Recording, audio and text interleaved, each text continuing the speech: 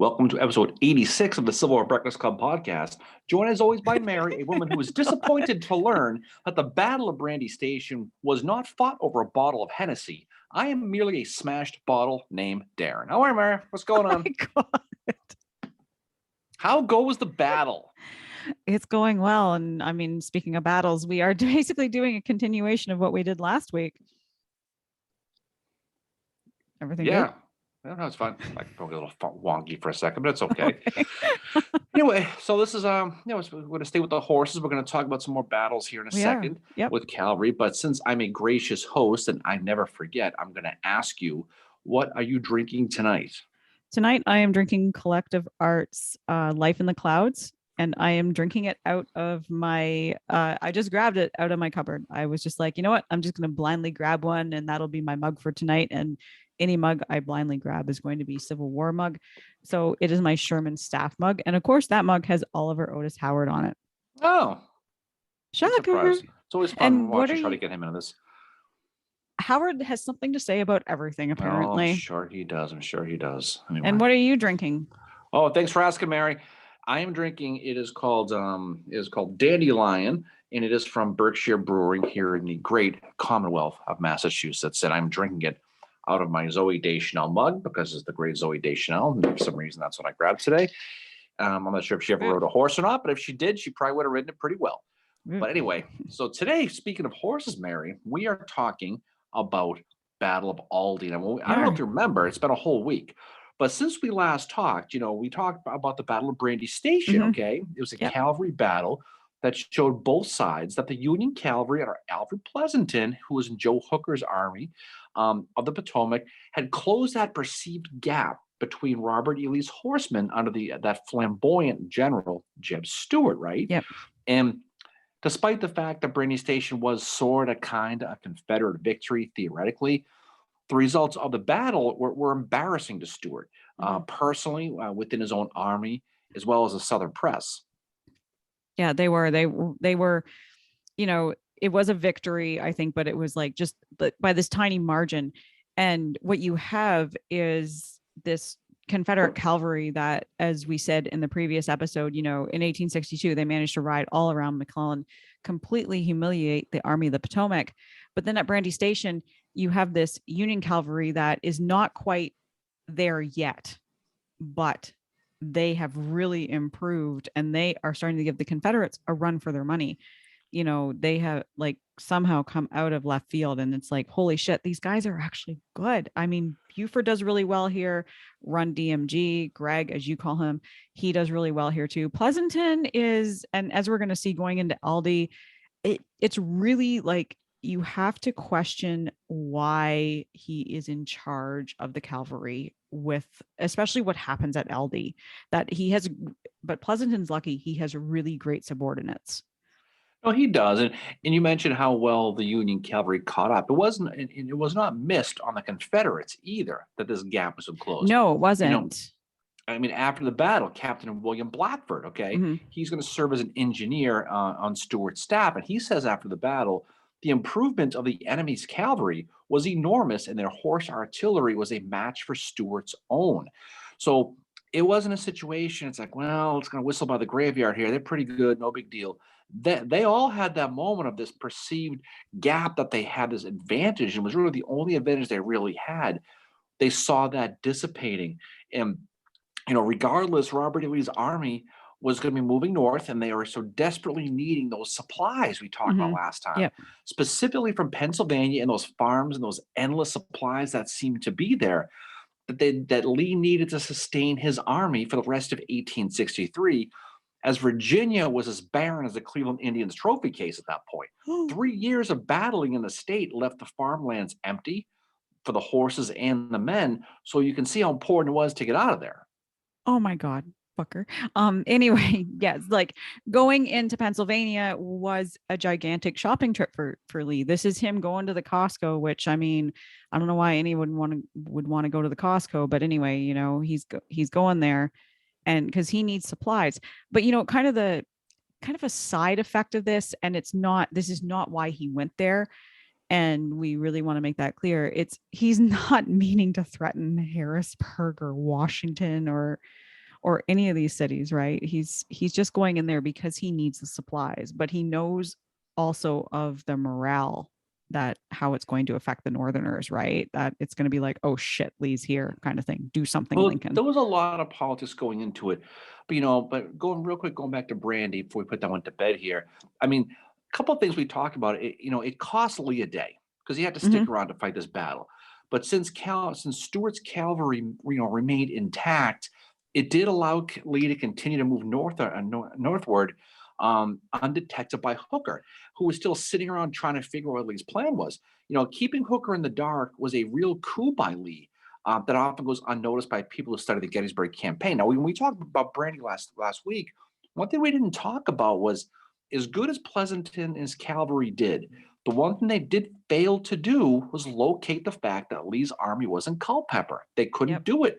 So, as they started to move, the Rebel Second Corps under Richard Ewell is going to lead the march on June 10th. This is the day after Brandy. They're already on the Yep. move, and they're going to be going along with that cavalry brigade under Albert Leroy Jenkins, like to call him, Mm-hmm.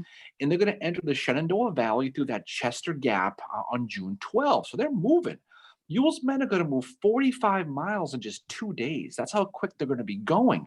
On the 13th, Ewell's corps is going to approach Winchester, while Hooker continued to do nothing. Now, we don't not to digress here, but Ewell is going to rout Robert Milroy's army there at Garrison and Winchester. We talked about, which is going to result in the Second Battle of Winchester, Mm-hmm. which was that embarrassing loss, considering the Union cavalry commander Pleasanton reported that same day that there were no Rebs in the valley while this is going on. So it goes to show what a fantastic job Lee and his cavalry did by screening the army, Mm-hmm. because they didn't know the First Corps under James Longstreet is going to follow Ewell's men north, with Jeb Stuart's cavalry basically screening their movements is how they're going to do it. Now, Longstreet's corps is going to set out for Ashby's and Snicker's Gap, with Stuart's cavalry covering their right flank to hide their movements and to protect them from attack. But when Lee's mass exodus from Virginia was taking place, Hooker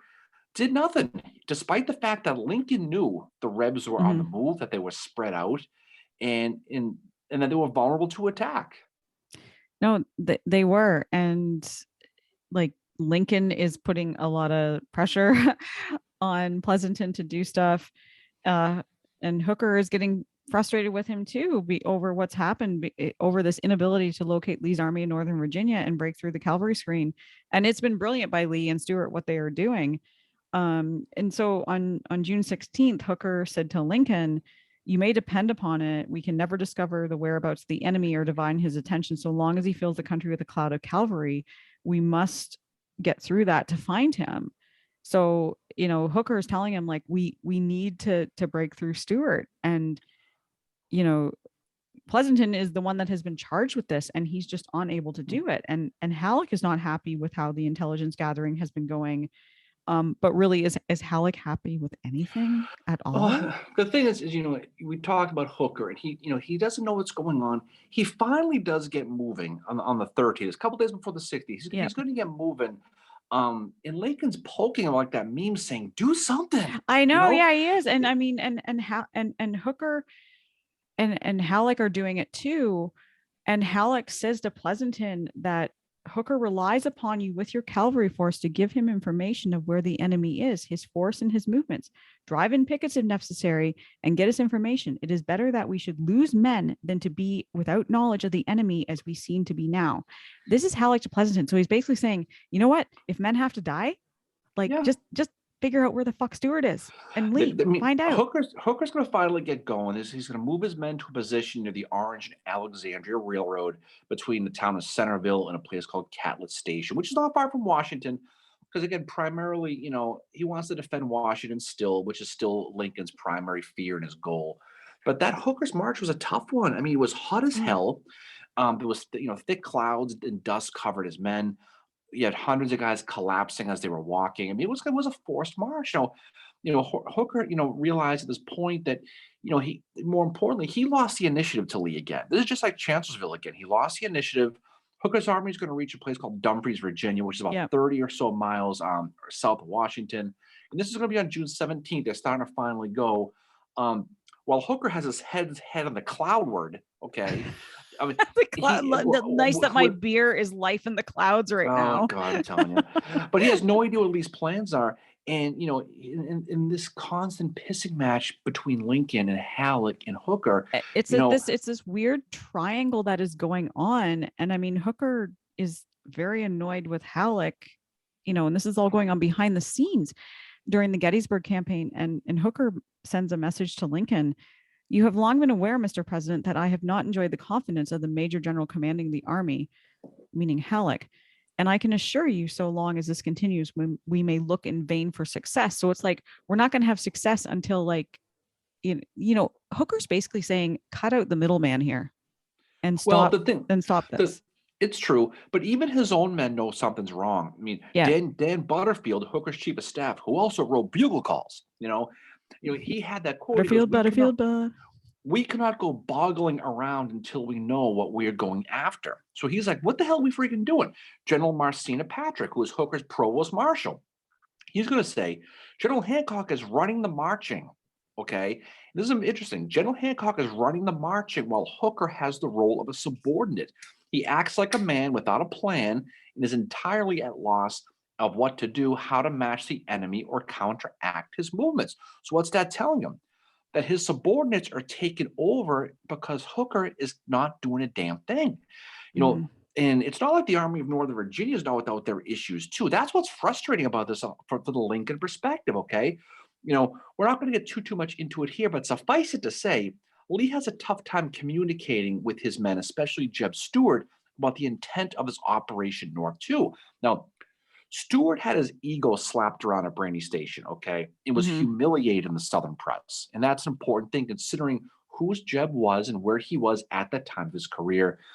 Perhaps as a way to basically make him feel better, for him to massage his ego, Lee's going to give Stuart a lot of responsibility on this campaign. Now, Stuart was instructed, like we said before, to guard the rebel flanks and maintain contact with Ewell and collect information about the Union's whereabouts while gaining supplies, okay? That's a lot of stuff to do all at one time. It's impossible to do all of them. But to that end, Stuart was going to be given this task primarily to redeem himself. So he's going to have to maintain control of two roads that ran from the mountains towards Manassas and Hooker's army, okay? Both of these, this would be the Little River Turnpike as well as Snickersville Turnpike. Both these roads lead to a pass that is going to lead directly to Lee's army. So they're important roads.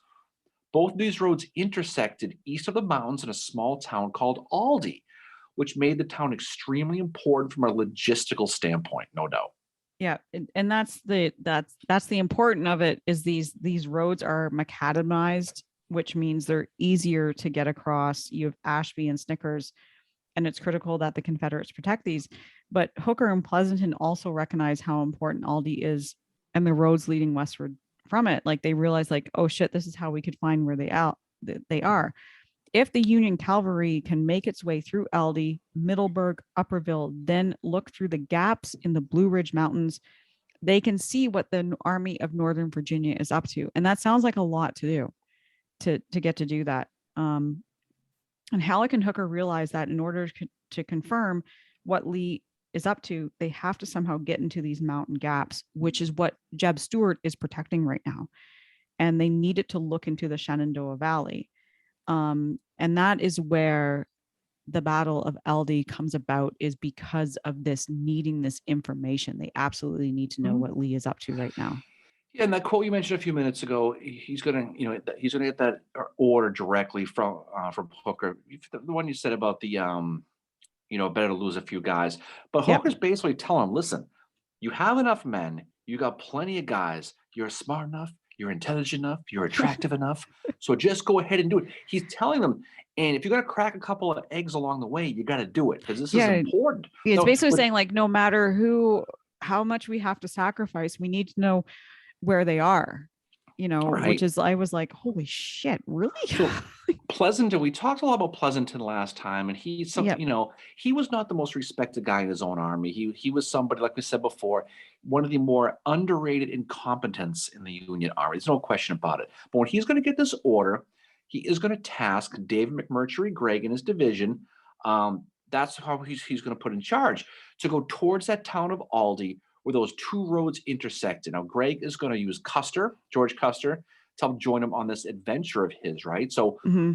at the head of Gregg's 2,000 man column was going to be a brigade of Judson Kilpatrick. We talked about him, which consisted of the 1st Mass, the 2nd and 4th New York, as well as the 6th Ohio. Now, also with Kilpatrick is going to be the horse artillery under Mm-hmm. the command of Alanson Randall, Yep. who's going to have batteries E and G from that 1st U.S. Cavalry. Now, unbeknownst to anyone on the Union side, especially those riding towards Aldie, that the Confederate cavalry was also on the move, riding east as well towards Aldie. Yep.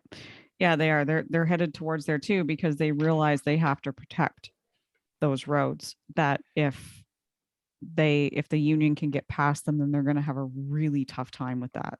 Yeah, and who do the rebels have? The rebels are going to put their brigade under Thomas Munford, who's running that brigade for Fitzhugh Lee, who's absent. He'll have the 1st, 2nd, 3rd, 4th, and 5th Virginia Cavalry. You even remember that one, Mary? You can remember that one. 1 through 5. Okay. 1, 2, 3, 4, 5. I can count. You gotta go. He also had some artillery as well under the command of James Breathitt. Okay. Now you can see where this one's going. Okay, like the famous battle that took place a couple weeks later. This is a battle that's going to meet on the march. These guys are going to literally bump into each other as they go. Needless to say, neither side expected to meet each other. But around 2 o'clock in the afternoon on the 17th of June, this vanguard of the Union Army, which is going to be the 2nd New York, is going to ride into the picket line, hazardous too, of the 2nd Virginia, okay, which would be just east of Aldie, and who was guarding that intersection of the Little River Turnpike along the Carolina Road, right? Now, this is going to be a shock to Pleasanton, who thought Stuart was still far away in the Blue Mountains. This has I'm thinking back to Brandy Station where Pleasanton thought Stuart was elsewhere as well. Well, it just shows you how important, what a good enough job that they were doing and how bad that it was. These New Yorkers, okay, they're going to take advantage of these numbers right off the bat, and they're going to use just 2 companies. They're going to push back that 2nd Virginia, and they're going to drive them right through the town. Now, as they drew further west, that 2nd New York is going to ride right into the waiting arms of Thomas Rosser and those 5th Virginians, those cavalries that we talked a lot about Brandy Station, those hard-fighting guys. Now, this is going to result one of those classic cavalry battles with the sabers clanging and all that stuff. And it was the New Yorkers who got beaten and driven back east through the town of where they came. Now, literally the men got booted out from the town and the horse they rode in on. Think about it. That's exactly what happened, right? That is. It is. Now, Munford is immediately going to begin placing his men along both turnpikes at this point. Now, he put the 1st, the 4th, and the 5th Virginia along with Breathitt's artillery on a ridge that covered Ashey's Gap Road, while putting the 2nd and 3rd Virginia just north to block the Snickers Gaps, right? Now remember, this is just after Brandy Station, and the Rebs knew that fighting the Union cavalry was no longer a 2-foot putt here. Yeah. Right? They knew that, so that the Munford was beginning to show that initial levels of respect, right, for the Union cavalry. Thomas Rosser, he's commanding that 5th Virginia, is going to post that company of about 50 guys under Captain Reuben Boston along a ridge about 500 yards in front of the Confederate line, right? So, I mean, this group immediately this group was pretty much discovered pretty quickly by the Union, okay? There's 50 guys who are going to be 500 yards out in front of the line. And Randall, from the Union artillery, is going to begin the Battle of Aldie by shelling Boston's guys, okay, with those guns from that first U.S. artillery we talked about. Now, rebel artillery under Breathitt returned fire, so it starts with an artillery duel, but those rebel guns quickly get moved pretty quick. Now, next, Boston's guys are going to get attacked by members of the 2nd New York we talked about, but they were pushed back pretty easily, inflicting heavy casualties on these New Yorkers. As you know, people from New York always fall when facing men under Boston, Mary. It was even October, which is amazing, but I digress, okay? So there you go. Life imitates art, right? But you can see how this one's going to start. And right off the bat, the Union's going to get the upper hand. Yeah, they are. And they fight back pretty hard, and they keep pursuing them and going on. And at one point, during the battle, the rebels were advancing along this road, and one of them was swinging his saber in the air and saying, "Down with Massachusetts hirelings, down with the sons of bitches." It was blanked out in the report I read. And this is a report from Private Oliver Downing of Company G, 1st Massachusetts Cavalry. And he said, "I always disliked being called hard names and concluded I would get out of range of such talk, but my comrade, Old Harvey, as we called him, was of a different mind. He said that Reb had too much to say, and with that body of probably 300 horsemen nearly on us, picked up his carbine that he had laid down that might more conveniently work on the barricade, and putting on a percussion cap, deliberately took aim and fired. When Old Harvey fired at a man, he did not usually have much more to say, and that rebel did not prove an exception. His days for cutting down Massachusetts hirelings were ended." And we are going to see Old Harvey mentioned again throughout this episode a couple more times. But that is one story I found from the 1st Massachusetts at the beginning of this battle.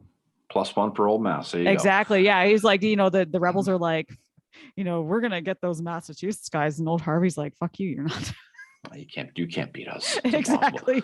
but while this was all going down with Boston and the 2nd New York guys, Kilpatrick is going to see this, okay? Yeah. And he's going to send in his 6th Ohio, sending regiments in piecemeal. This is going to be a repeating thing for Kilpatrick. He sends guys in piecemeal, and that's why he's called Kill Cavalry, right? Right.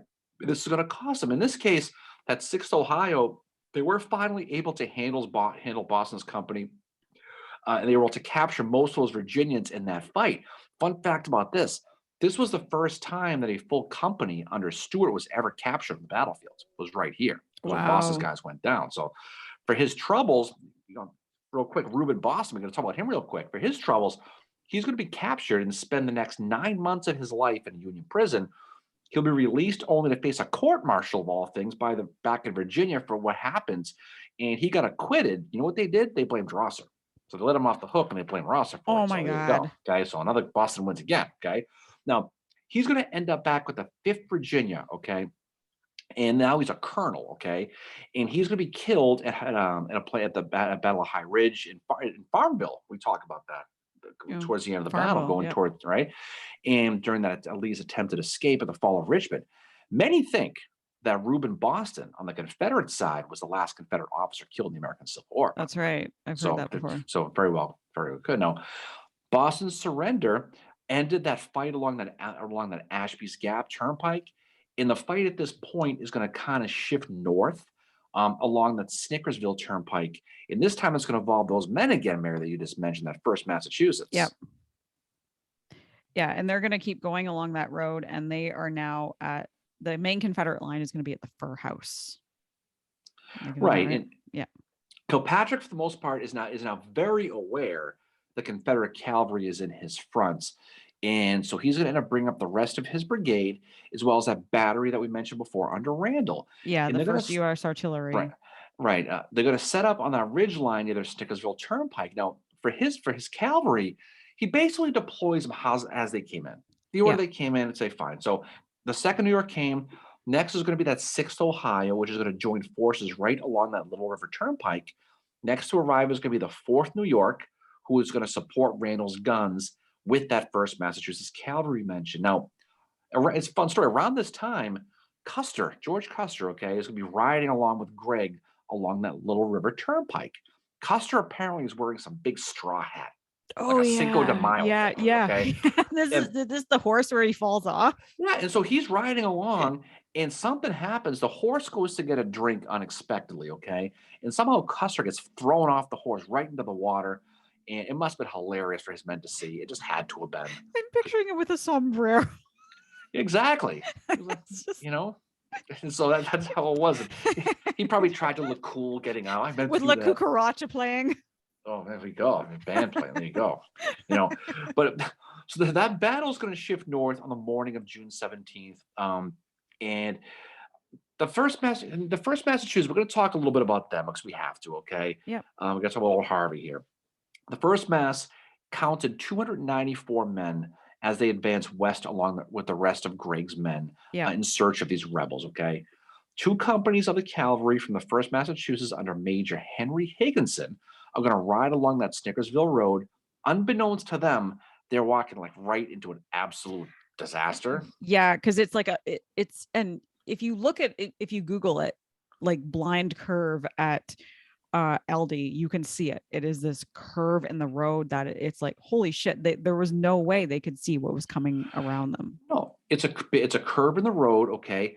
It's bordered on both sides by high stone walls. Yep. Okay, it's a perfect ambush place, okay? Along that bend and waiting for the Massachusetts men is going to be Confederates under the 2nd, 3rd, 4th, and 5th Virginia, Yep. as well as Breathitt's cannons, okay? So they're walking right into it. Now, as these masked guys, these horsemen approach this bend in the road, they find themselves being fired upon by point blank range by carbines and cannon, friggin' everything, right? And with each new wave of Higgins horsemen that make it around that bend, they're going to see dead and dying men and horses just lying there waiting for Yep. them on this road as this rebel fire is just raining down on them. You can just imagine this, but they have to keep coming, all right? Yep, exactly. And that's actually where old Harvey, he ends up getting wounded here, and some rebel starts taking him behind enemy lines at that point, like leading him away. But this is also when the First Maine is arriving on the battlefield too. Right, they're coming, but just talk more about this Massachusetts thing because it's just people don't talk enough about this because it's really brutal. It's brutal. It's very it's hand to hand. Like at the end of this, like very few are going to manage to escape it. Out of the 294, okay, 198 are going to be casualties. That's 67%. Quick math, Mary, math major. 27 men managed to escape. Okay, this is going to be the highest single day percentage of casualties in one day in a cavalry in the American Civil War. 67% is pretty crazy high for infantry. Cavalry, it's unthinkable. So it's the most single worst day in the cavalry of any regiment in the war. One Massachusetts trooper is going to say afterwards, "My poor men were just slaughtered, and all we could do was just stand still and be shot down." So because you mentioned too, they're stuck. They're in this. Well, yeah, it says this curve is, and again, like if you Google it, and I had to see how this curve. It is this crazy curve. Like, why would you go around that? And you understand why what happened here happens because of this. It's a blind curve. It is, and again, Kilpatrick's is going to attack piecemeal again. He's going to send in more troops. This time from the 4th New York. Okay, these New Yorkers who got spent up and they couldn't dislodge those dismounted Virginians who were just protecting those stone walls on both sides along that Stickersville Pike. So this is where the colonel of the 4th New York, one of the great names of the American Civil War, Mary, Luigi Palma de Cesnola. Okay, we got to talk about him real quick. Okay, he's going to be captured during this part of the fight, and he's going to end up at Libby Prison in Richmond. Now, we could talk a lot about what he did afterwards because he had a colorful history with bodies and digging stuff up. Archaeology. Like I told people, I did it all for science. That's what he did. We're not, quote unquote archaeology. Exactly.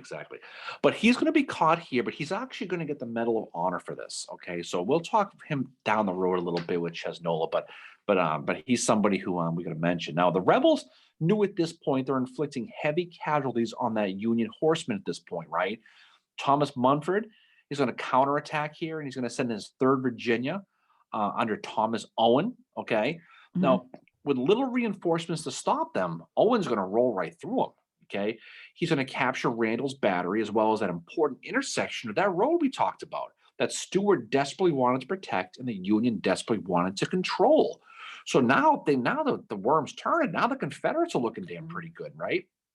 What does Kilpatrick do? He's going to be in a panic at this point. He's going to be in a full pucker effect situation, okay? Yep. And but he's fortunate. He's going to get lucky here, okay? He's fortunate because on the field that was arriving was under the brigade of J. Irvin Gregg, who happens to be the cousin of Run DMG, David McMurtry Gregg. Now, in the lead of this brigade is going to be the 1st Maine, okay? Yeah, his guys from Brandy Station that he could always count on. These are those hard-fighting fishermen and woodsmen and these guys who just don't listen to shit, but they just like to fight. They are just like Newfoundlanders from Canada. That's exactly who they are. But these guys, and they've been fighting well. They were at First Winchester, they were at Second Bull Run, they were at Antietam, they were at Fredericksburg. This is a battle tested group, okay? And these guys, what they could fight, and they could fight with anybody, right? They were just big lumbering guys. Hmm. They're now part of David Gregg's Second Division, and their brigade is now under the aforementioned J. Irvin Gregg, right? The regiment's going to be commanded by a guy named Colonel Calvin Sanger Doughty. Say that three times quick. Mm. He's from Dover, Maine. Okay. The first Maine is going to be organized in Augusta, Maine on October 31st, 1861. And their initial days were entertaining, to say the least. Okay. Now, when they first began to train, okay, John Hodgson, okay, he was the adjutant general of Maine, found it difficult to watch the drill with a straight face. It was that bad. Oh Okay. my God, it's So, like stripes. well, see, unlike their peers in the South, Mainers didn't ride horses. Okay. They used to use horses to pull wagons Hmm. and sleighs, right? They weren't riding these damn things. Many had to learn to ride them on snow and ice when they were trained. Okay. They had to learn them on the fly. Many troopers reported it was embarrassing learning to ride while being watched by many pretty girls in Augusta. So people would come out and watch these guys. So picture there's people lying in the streets watching, and you're trying to ride a horse, and it's like you're one of those bull rides, the carnival, trying to hold on to this damn thing. And you're going to be in the cavalry. So that goes to show how far they came. Now, one thing a Maine can do, like I mentioned before, is they can fight. By Hmm. October 1862, by summer of 1860 rather, the First Maine had quickly earned that reputation of being tough on the battlefield. In the Valley of 1862, okay, Confederate Colonel Turner Ashby, we talked about, said to a prisoner that they caught from the First Maine, "You are of the First Maine Cavalry, aren't you? A fine set of fellows. I have met no such cavalry. You are as stubborn as mules. I couldn't move them a damned inch without shelling them. Banks, General Banks, owes his escape to that force." Okay. Now, these are the guys who couldn't learn to ride. And now they're having Turner Ashby telling them Yeah. basically, "You guys saved Banks's ass." Yeah. So again, this was the A team for cavalry at this It point. was. Yeah, and so before they get to Aldie, they had a 20-mile ride from Manassas Junction, and it is like hot AF. Like it's 94 degrees at this battle. It is so hot. And they reach Aldie in the afternoon, and the fighting has already started. And Lieutenant Henry C. Hall, who's part of the First Maine, said Kilpatrick looked like a ruined man when he rode up with his routed cavalry. So he was waiting for the First Maine. He was shook. He was a little bit shook. Kilpatrick asked what regiment it was, and when the men shouted they were from the First Maine, apparently Kilpatrick was like all just electric, according to Hall. And he just said, "Forward, First Maine, you saved the field at Brandy Station, and you can do it here." And so he's going to order Doughty and his men to save Randall's guns that they had lost that were in jeopardy, right? Now, at that very moment, the men of Company H of the First Maine are going to charge, followed by Company D, screaming and flashing their sabers as they rode down the hill to meet those rebels who were basking in the glory of that slaughter of my poor First Massachusetts, Mary, right? Now, Colonel Doughty was on the far left of this regiment as he rode along the front, along with Kilpatrick, okay? Mhm. Who they quickly cleared the rebels from their front. Along with the First Maine was Custer again. He's always around, apparently, Yeah. with his big straw hat. And he also knew this charge is probably going to be the one that's going to settle the battle, right? Yeah. Now, Doughty's guys are going to hit the Virginians really hard and drive Munford's Virginians all the way back to their original position. And they're going to secure that critical intersection again that both sides so desperately wanted to fight over. Now, the Mainers hit the Virginians with everything they had. Fought with pistols and sabers and tridents, you name it, they had it. Okay, and four of the First Maine companies. Now, here's the thing: this is where it kind of goes off a little bit. There are going to be four companies in the First Maine that are going to remain near the guns. Okay, while Kilpatrick is going to lead the other two right as those rebel lines are breaking, okay? Mhm. And it's going to be around dusk. It's going to get nighttime. Nothing good happens at dusk, okay? No. And you mentioned Hall. He's a first lieutenant from Company H, and he's talking about how men are intermingled in the dusty darkness, and where it was scarcely possible to distinguish friend from foe. Right. So you can see that in this fog of battle now, you're having a tough time seeing who the F is who now, right? Well, he almost Those slashed a man from his own company when he was well, in battle. well, he probably was main. He probably deserved that. Who knows what the hell he did? But those other two companies, right, from the First Maine, who were ordered to charge by Kilpatrick and Doughty, they're chasing after them now, right? So you got four who are going to stay back at the guns, and you got two who are charging. Okay. Now, riding along with Doughty is Howe. Okay, and the thing about him is if you study the First Maine, or if you study anything with Maine, William Howe of Company G there, he was somebody who wrote a lot of the state history of Maine and the Civil War. Hmm. And he's somebody who, if you're going to study Maine, you're going to read Howe because that's who he is. Yeah. Now he will personally be there with that First Maine Cavalry, and he's going to later serve with the First Maine Sharpshooters. He's going to spend a little time with the guy with the mustache from the 20th Maine. So he's going to get around a little bit. Okay, he's going to now. Going back to Aldie here, they all rode west down that Snickersville Turnpike, where they're going to hit that rebel cavalry. Right now, to the right of the field, to the right of them was a field, and that's where Doughty was riding. Okay, Howe is going to describe that there were a few scattered men still in the open field, except for a lone horseman charging up the lane, leaping obstacles that lay in his path. Guess who that guy was? That's It, Custer. it was Doughty. Doughty. Pay Okay. attention here, okay? Hmm. Trying to tell the story. But no, I haven't just Howe is going to realize that it's Doughty, okay? Riding on his big white horse. And as soon as the Union Rebel cavalry, they're all intermingled, they're all fighting that line of smoke. Now, Doughty is going to ride right to the front, yelling, "Where is the head of this regiment?" And right as the rebel artillery on the hill stopped firing, and they just stopped firing, okay? Doughty is going to point to the summit, okay? And he's going to begin to ride up the slope through an opening in the fence with Howe following him, okay? So the guns have stopped, okay? And they don't know what the hell's going on. They're going to ride along a road on the side of the hill that was full of both Union and Rebel dead, okay, from earlier in the day. And on the left of that road is going to be a stone wall that crossed another stone wall about 50 yards in their front, right? Now, Doughty's going to be riding hard with his sword raised, and Howe is going to be doing his best to keep up with them. Just picture this. Doughty's going full banana, Yeah, and he's Howe is going trying to keep up with crazy. them, He's going okay? crazy here. Howe is going to say he's going to see Doughty turn his horse to the right and go into an open field. Now, Howe says this is the last time he's going to see Doughty alive. Now, I don't want Yeah. to give away the ending here, but Doughty ain't going to make it, Mayor, okay? No. Howe was going to write after the war, just then a volley came from behind the stone walls and the colonel fell. So those stone walls that they thought were vacant, they were riding towards us. All of a sudden, these rebels stand up and they fire, okay? Now, he admitted at this point that he and Horace hauled ass to get the hell out of there. This is being Howe, okay? He didn't stick around to see what happens, okay? In the woods, Howe is going to ride full speed. He's going to make it back to the woods. Who's he going to find? Those other four companies of the First Maine that were not part of the charge that stayed back with the guns. Now, a guy named Major Stephen Boothby, a guy from Portland, okay? Oh, I love Boothby's story. Okay. He's going to ask if he knew where Colonel Doughty was. And Howe's going to say, he is yonder on those heights dead, I believe. Howe doesn't know, but he thinks he's dead, but he didn't want to stick around to find out.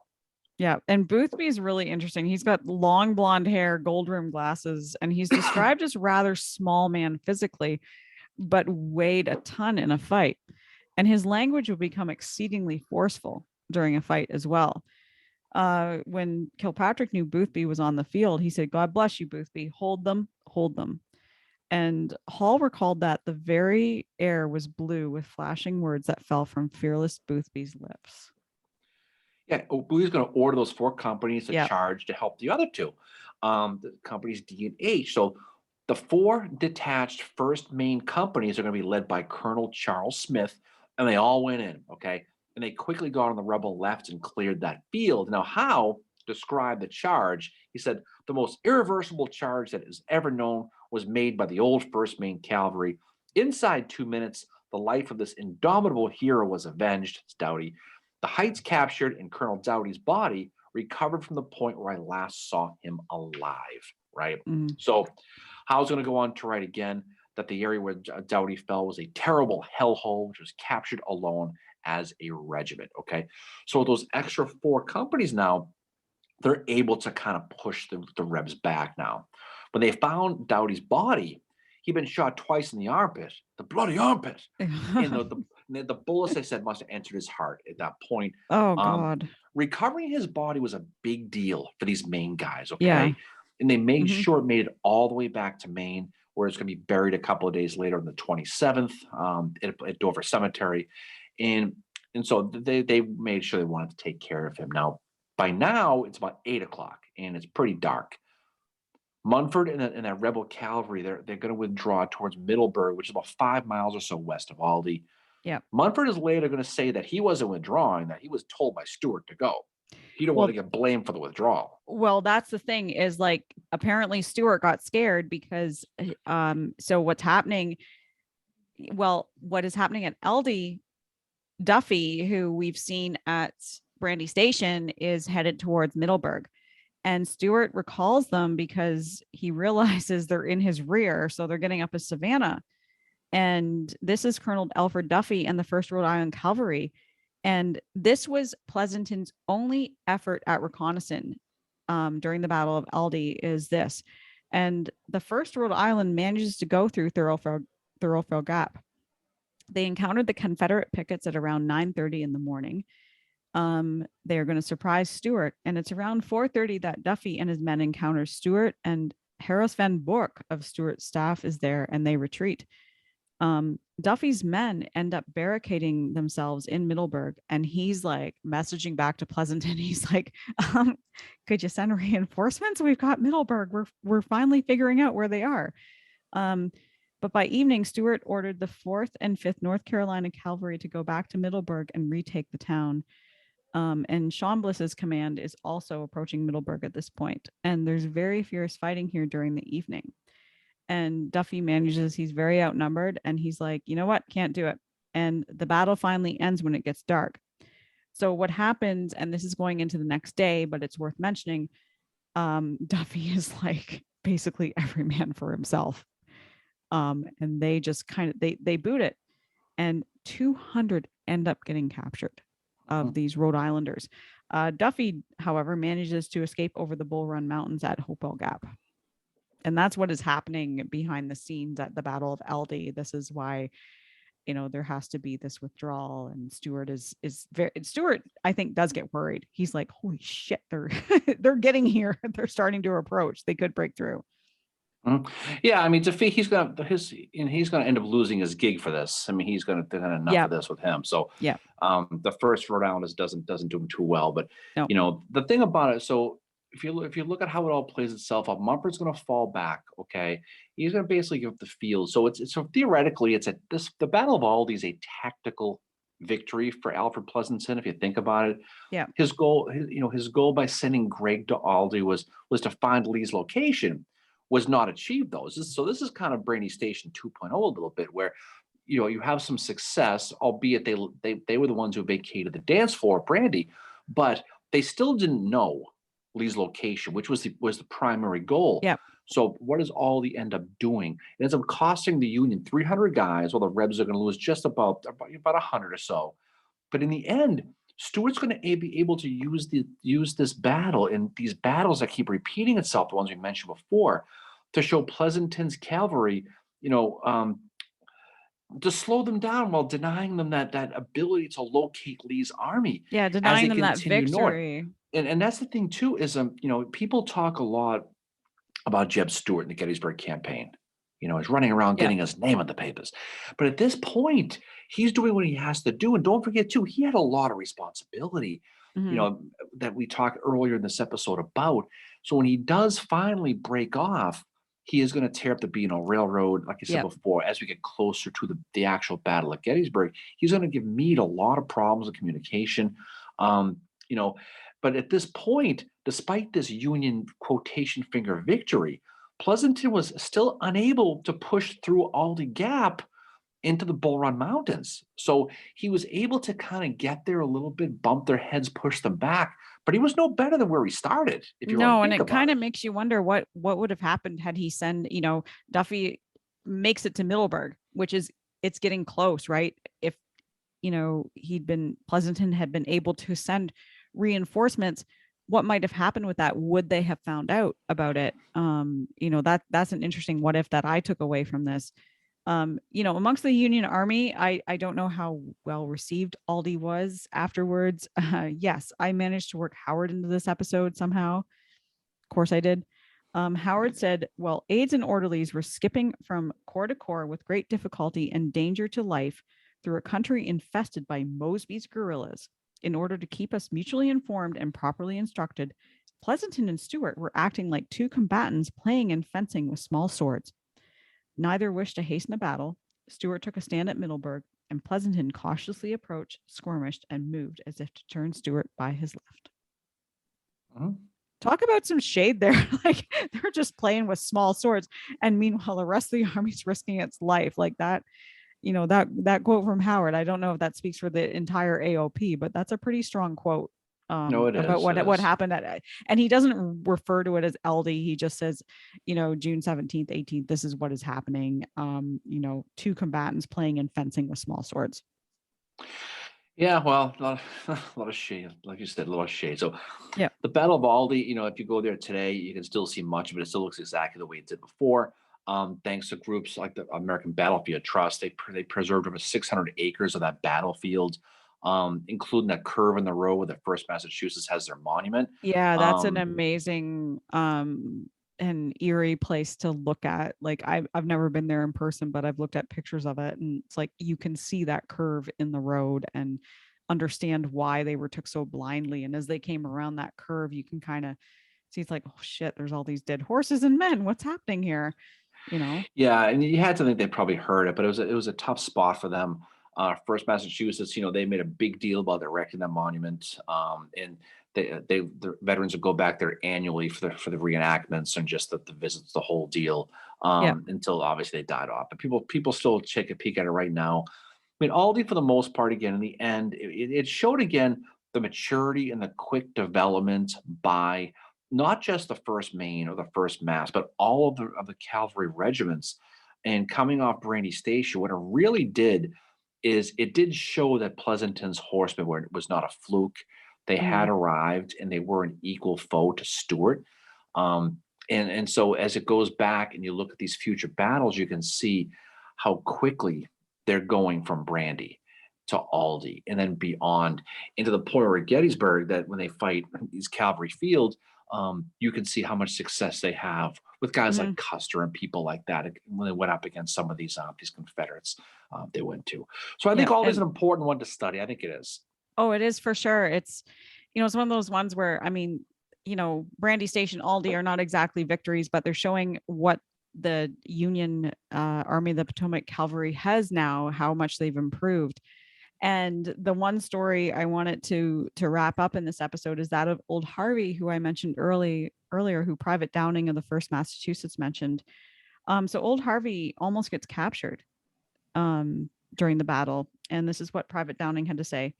The rebel who was driving Harvey to the rear was forced to surrender himself, and one of the main men ordered him off his horse and made him help Harvey on and took both with him back to us because Harvey had been wounded.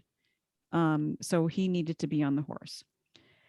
And Downing goes on to say, Harvey recovered from his wounds and leaving the hospital, rejoined the regiment, served his term, re-enlisted, was again wounded and captured and sent to Andersonville and died there.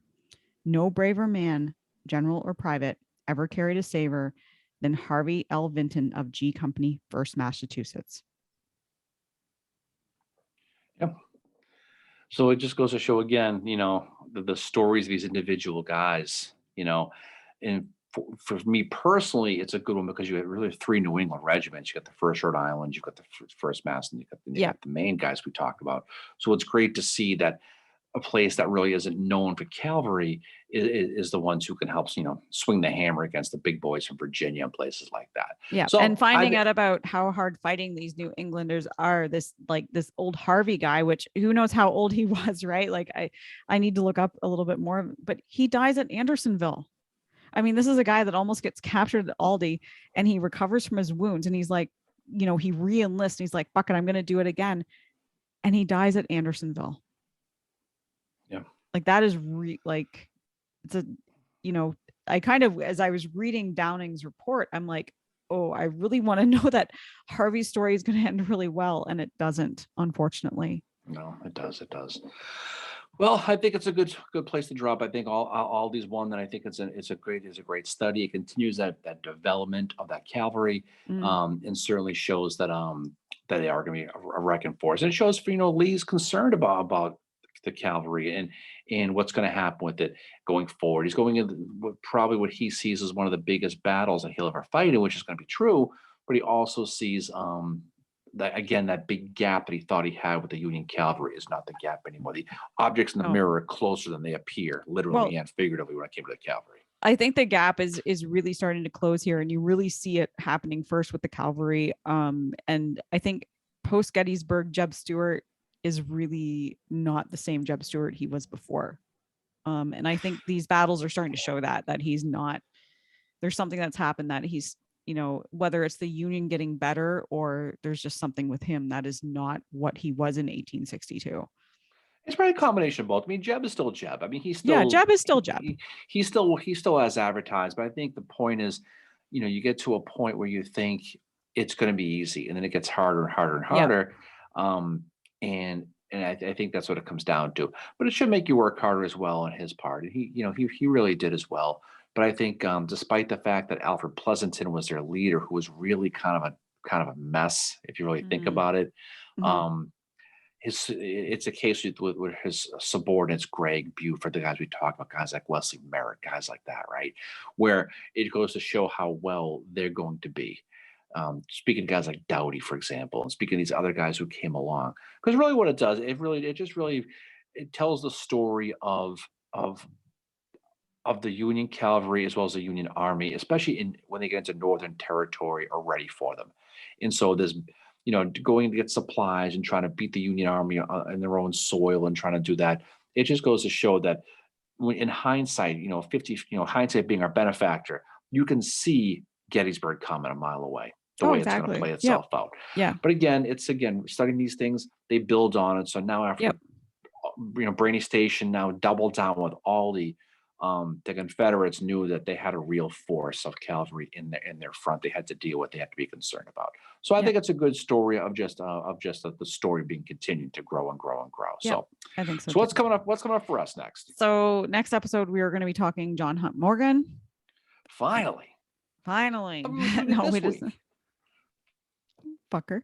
And then we were going to be talking Tullahoma. We're going to talk Tullahoma this year. Just because no one talks Tullahoma at all. And we are going to soon be announcing our next book club meeting, which this time we are reading Kent Masterson's Brown Meet at Gettysburg. So we will be announcing that meeting very soon. And then obviously our next roundtable in mid-July, which we will be announcing the date for that soon, which we actually just had right before we recorded this episode, our latest roundtable, which was really awesome. So thanks everybody who joined us for that. It was a fun time. It does. So looking forward to the next one. So Mary, we'll talk to you soon. Everybody have a great weekend. Thanks for jumping on with us. So we have our live again coming up this weekend. Book club, to your point, down the road. A lot of fun stuff. Going to do a little John Hunt Morgan, and like another guy who has a tough time with the state of Ohio, just like me, Mary. We're going to talk about him next week. So have a little bit of fun with him, and then some other stuff, Tullahoma, et cetera, down the road. So any final words from you, Fincheru? Well, thank you to all of our listeners for your support these last 86 episodes, and thank you to you, Darren, for being an awesome co-host. You are the best. Same to you, and the horse you rode in on, Mary. Fucker. Anyway. Wow, and I thought for a second you were being kind of sweet. I was being complimentary. I was. The horse you rode in on is not complimentary. I know, but it applies to the episode, so we're gonna have to roll with it. You got to deal with it. Okay, there you go. Uncle Mary, she's smiling. She knows. Anyway, all right. So off we go. Everyone have a great weekend. Hope it's cool where you are. Hope the heat breaks a little bit. Hopefully finish the work week strong. Have a great weekend. I say go Celtics, but my confidence is very low. We'll find out. By the time this drops, they'll probably be done. But who the hell knows? It's been a fun season. We've enjoyed it anyway. So off we go. So everybody, thanks for listening again. We appreciate it. Have a great, safe weekend. And we will talk to you, as we always say, on the other side. See y'all later.